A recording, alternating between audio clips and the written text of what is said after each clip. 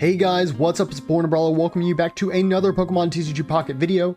This one is going to be for a new set upcoming. So again, this isn't the Mega Evolution set. This is I believe one of the themed packs. And the set is called Secluded Springs and will be releasing August 28th. And as to be expected, it's piggybacking off of Gen 2, so we're getting the dog trio, basically getting all of them for EXs, but we also get a few other little surprises in here. But let's go ahead and get on into the set. The first card we are shown is Suicune EX. It's a basic Pokemon with 140 HP and is a water type. It has the ability Legendary Pulse, which at the end of your turn, if this Pokemon is in the active spot, draw a card. And then we have the attack Crystal Waltz for 20 times damage, not 20 plus, with 2 water energies required. This attack does 20 damage for each bench Pokemon, both you and your opponents. Now, if you take a look at this card, you can actually compare it to the TCG's version of Suicune V, and it's pretty similar. There are a bunch of differences here, like Legendary Pulse is a draw at the end of the turn, and Crystal Waltz has, a good bit less damage because of the bench type, but honestly, they are almost pretty similar in utility. I'm a little disappointed that Crystal Waltz isn't 30 times damage, but unfortunately, that just ramps up really fast, and for a basic Pokemon, I can see why they'd kind of want to limit that, considering your max damage output from this would be 120 damage. I don't have much more else to say on Suicune EX other than he seems like a good Pokemon, but the problem is that water is already a very tight deck list as is, and I do wonder if you have to strictly build a deck around him and not try and slot him into some of the current decks that we're seeing. And so soon after the baby Pokemon in the original set of Sea and Sky, we do have Mantike. It has 30 HP and is a water type, and it has the move Splashy Toss. Take a water energy from your energy zone and attach it to one of your bench basic Pokemon. I really don't have too much to say about this. All the baby Pokemon are the exact same in their utility. And so far, I was a huge doubter about baby Pokemon, thinking that they were, not going to be too good. But just the ability to do an attack on your first turn and, immediately get some energies is just extremely helpful. So I do think that this will definitely see some play, and depending on the curve of a particular deck, Mantike actually might replace some cards like Manaphy.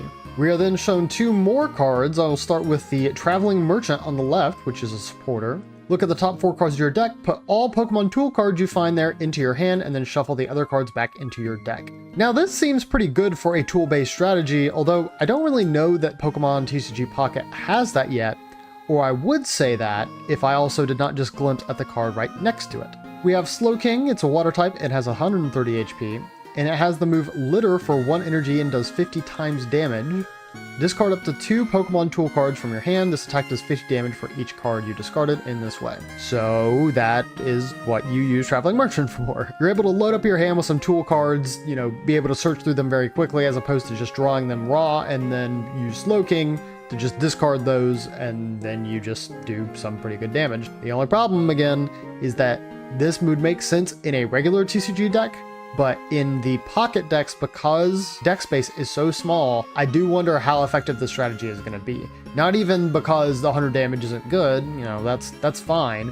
I do wonder if at some point during the game, Slowking just becomes dead though.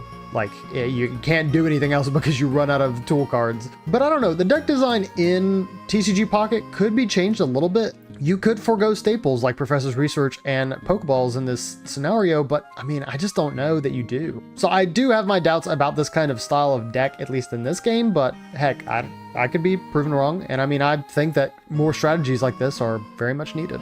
And then we have a 1-star card here, Milotic. It is 120 HP and is a water type. It has the ability Healing Ripples. Once during your turn, when you play this Pokemon from your hand to evolve one of your Pokemon, you may heal 60 damage from one of your water-type Pokemon. And then it has Aqua Edge, requires 2 energies, and does 60 damage. So I think Milotic's ability is actually fairly useful, and I don't think that 2 energies for 60 damage is terrible, but I think this has to serve a specific purpose in a deck. I don't think you can just build a deck around Milotic and expect it to work. It has to be a support Pokemon for something else, like a big body EX Pokemon. I do think right now that water is actually positioned to be a really good stall deck because it has cards like Milotic and Irida that can potentially just keep a Pokemon alive for as long as you want to. But yeah, I think Milotic is okay. And I love the Pokemon and I love this artwork. I just think that it'll be a supplementary card to a deck. We are then whisked away to a volcano where we see Slugma. It's a basic type Pokemon with 80 HP, and then Combustion for 40 damage and needs 2 fire energies. Not much to say on this one. I mean, it's decent enough as a basic. You know, it's not probably going to die in the first turn, and hopefully going into Marcargo, it'll have something even better to do. But then we move into another one of the legendary dogs, Entei EX. It has 140 HP and is a fire type. It has the ability Legendary Pulse. Wouldn't you know? At the end of your turn, if this Pokemon is in the action spot, draw a card. And the attack is Blazing Beatdown for 60 plus damage from 2 fire energies. If this Pokemon has at least 2 extra fire energies attached, this attack does 60 more damage. Now, if you want my opinion, I think this is far and away better than Suicune EX. Just being able to have complete agency over being able to do the 120 damage is something that is going to benefit you. And I don't even think it comes down to the fact of like, oh, which archetype is better at like just accumulating energies. I just think that the move on its own is better. And just comparing the two we have right now, I think it is much easier to build a deck around Entei EX than it would be for Suicune EX. But we are sent to some plains, and we are seeing another 1-star card, Phanpy. It has 70 HP and is a fighting type, and it has Flail for 1 energy.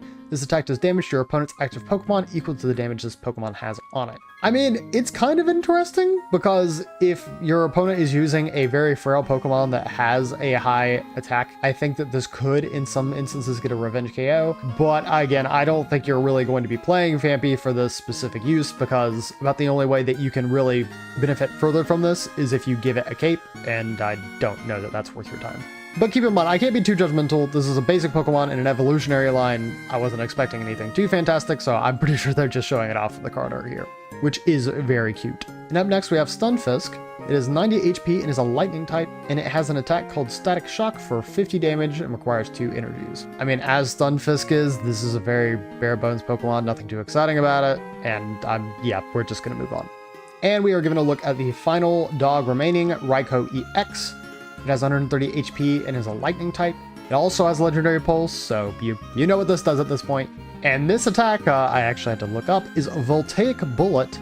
It does 60 damage, it has 2 lightning energies, and this attack also does 10 damage to one of your opponent's bench Pokemon. I think that Raikou EX is okay. Again, being able to do damage to bench Pokemon is incredibly useful because of Cyrus. And for this reason, I think Raikou EX is playable.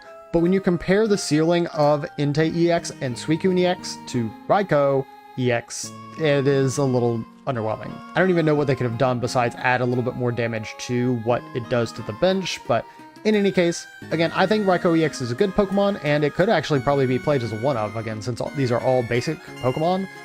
I just don't know how incredibly useful it is. But again, Legendary Pulse being on all of them is pretty much the biggest reason you would want to play them.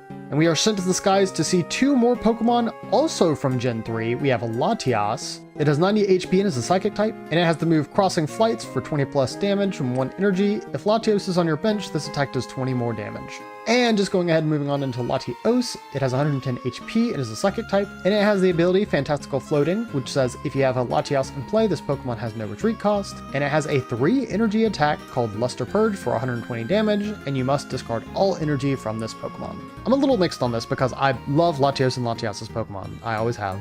And I do think that in the TCG that their kind of mutual pairing where they both benefit from being either in play or on the bench is also a really cool strategy. However, I'm not sure how useful the strategy is going to be because of the lower bench space in TCG Pocket when compared to the regular TCG. I also think that the benefits of each of them is just kind of okay. I mean, Latias being able to do 40 damage for a single energy is good in the early game, but is definitely going to fall off.